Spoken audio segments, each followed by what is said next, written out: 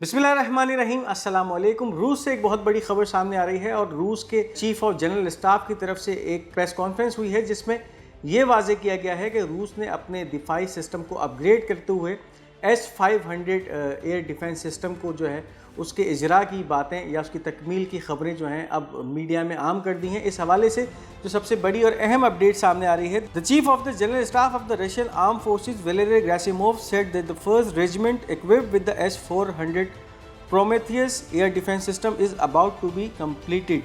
अब वाज़े इजहार किया जा रहा है Russian chief of army staff की तरफ से या चीफ ऑफ जनरल स्टाफ की तरफ से कि उन्होंने अपने दिफाई सिस्टम को अपग्रेड करते हुए S-400 के बाद S-500 की भी तकमील जो है वो अब आखिरी मराहिल में चल रही है, यानी फिर एक ऐसा दिफाई सिस्टम जो है वो मुतारिफ़ कराने जा रहा है रशिया, जिसके बाद उसकी जो दिफाई कैपेबिलिटीज़ है उसमें बहुत ज़्यादा इजाफा हो जाएगा। अगर बात की जाए इस हथियार की तो S-500 की कैपेबिलिटीज़ के बारे में रशिया की तरफ से ये दावा किया जा रहा है कि ये एक तरफ तो मीडियम रेंज बैलिस्टिक मिसाइल्स को तबाह करने की सलाहियत रखता है, इसके साथ साथ इंटर कॉन्टिनेंटल बैलिस्टिक मिसाइल या लॉन्ग रेंज बैलिस्टिक मिसाइल है उनको भी तबाह करने की सलाहियत रखता है। और इस फेज़ में यानी फिर जब वो फाइनल ट्रेजेक्ट्री की तरफ हो उस हालत में उनको तबाह करने की सलाहियत रखता है, यानी फिर उस पोजीशन में ये तबाह करने की सलाहियत रखता है जब ये मिसाइल फाइनल ट्रेजेक्ट्री की डायरेक्शन में आ चुके होते हैं, यानी फिर उसके बाद ये मिसाइल जो है अपने हदफ का तयन करने के बाद उसकी तरफ बढ़ रहे होते हैं। उस हालत में ये S-500 systems in inter continental ballistic missile या इसके साथ साथ मीडियम रेंज बैलिस्टिक मिसाइल्स को निशाना बनाने की जो है सलाहियत रखता है, ये दावा किया जा रहा है इस वक्त रशिया की तरफ से। इसके साथ साथ हाइपरसोनिक क्रूज मिसाइल्स को भी तबाह करने की जो है ये सलाहियत रखता है एयर डिफेंस सिस्टम, और एयरबोर्न कमांड पोस्ट या ऐसी वार्निंग कंट्रोल सिस्टम के जहाज़ जिनको AWACS कहा जाता है उनको भी तबाह करने की सलाहियत रखता है। बल्कि इसके साथ साथ ये भी दावा किया जा रहा है रशियन की तरफ से कि जो लो ऑर्बिट के अंदर फ्लाई करने वाली सैटेलाइट्स हैं उनको भी तबाह करने की सलाहियत रखता है। तो काफ़ी अहम एक दिफाई सिस्टम है जो कि रशिया की तरफ से मुतारिफ़ कराया जा रहा है, और इसका इजहार अब रशियन फ़ौज के चीफ ऑफ जनरल स्टाफ की तरफ से कर दिया गया है कि आने वाले वक्तों में ये रशिया के आर्सनल का हिस्सा हो जाएगा। और इसके हवाले से ये भी कहा जा रहा है कि इसका जो पहला रेजिमेंट है वो फॉर्म हो चुका है, वो बन चुका है, और फिर बहुत जल्द ही रशिया के आर्सनल के अंदर S-500 को जो है वो डिप्लॉय कर दिया जाएगा। इस वीडियो को आगे बढ़ाने से पहले उन तमाम नाज़रीन के लिए कि जिन्होंने अब तक हमारा ये चैनल पाक गोल्ड मीडिया सब्सक्राइब नहीं किया, इस चैनल को सब्सक्राइब कीजिए ताकि कोई भी अहम वीडियो आप मिस ना कर सकें।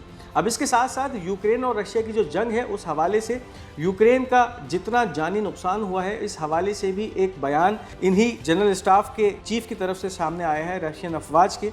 The chief of the general staff Valery Gerasimov claimed that Ukrainian army has lost about 1 million people and about 20,000 tanks and armored vehicles since the beginning of full scale invasion. 2022 से जब से Ukraine और Russia का तनाज़ा चल रहा है तब से लेकर अब तक यूक्रेनियन अफवाज को तकरीबन 10 लाख फौजियों की जानों का नुकसान उठाना पड़ रहा है, ये दावा इस वक्त रशियन जनरल की तरफ से सामने आ रही है। तो एक बहुत बड़ी तादाद है। अगर बात की जाए 10 लाख अफवाज का इस जंग में 2 साल या 3 साल के अरसे में ख़त्म हो जाना और यूक्रेन को एक भारी नुकसान पहुंचाया जाना, और इसके साथ साथ 20,000 टैंकों का नुकसान भी एक बहुत बड़ा इकोनॉमिकल नुकसान भी है। और इसके साथ साथ अगर बात की जाए तो इस 20,000 गाड़ियों का या टैंकों का दोबारा यूक्रेन को मिलना एक तो लंबा टाइम फ्रेम लेगा, दूसरा इसके लिए एक खतीर रकम जो है वो खर्च करनी पड़ेगी यूक्रेन को। तो एक काफ़ी इकोनॉमिकली भी और फाइनेंशियली भी बहुत बड़ा नुकसान पहुंचा है यूक्रेन को। और जान के हवाले से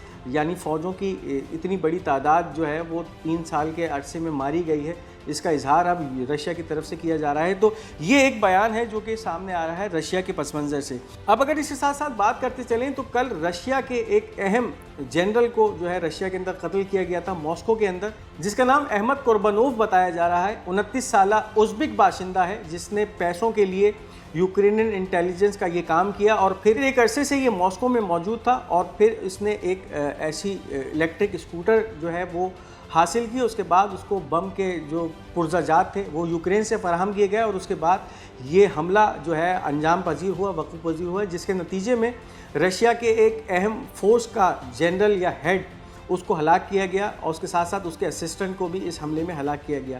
अगर बात की जाए तो ये वो आदमी है जिसको हलाक किया गया है जनरल किरिलोव, لیفٹیننٹ جنرل کریلوف جو کہ یوکرین کے اندر کیمیکل ہتھیاروں کے بارے میں انویسٹیگیٹ کر رہا تھا اور اس کے ساتھ ساتھ امریکہ کی جو بایولوجیکل ویپن لیبارٹریز تھیں یوکرین کے اندر اس کے اوپر انویسٹیگیشن کر رہا تھا. اور اب یہ بھی دعویٰ کیا جا رہا ہے کہ یوکرین فوج جو ہے وائٹ فاسفورس کا استعمال اس جنگ میں کر رہی ہے جو کہ پوری دنیا کے اندر ایک ممنوع کیمیکل بم ہے, اس کا استعمال اس وقت کیا جا رہا ہے. تو اس کام کے اوپر یہ جنرل موجود تھا جو کہ خود بھی ایک بہت بڑی اہمیت کا حامل ایک پوسٹ کے اوپر موجود تھا.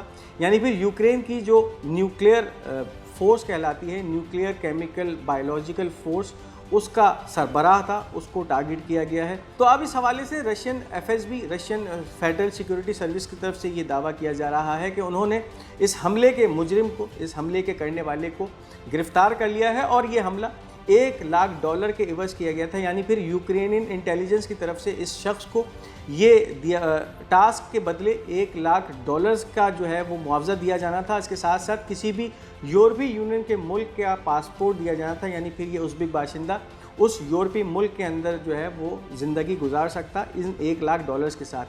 لیکن اس سے پہلے ہی رشین انٹیلیجنس نے اس کو ماسکو کے اطراف سے گرفتار کر لیا اور اس وقت یہ ماسکو کے اندر رشین انٹیلیجنس کے جو ہے وہ قبضے میں موجود ہے.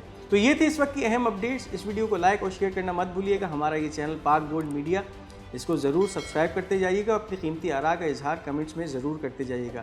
انشاءاللہ بہت جلد آپ سے ایک دوسری ویڈیو میں ملاقات کریں گے. تب تک کے لیے مجھے اجازت دیجیے. خدا حافظ و ناصر.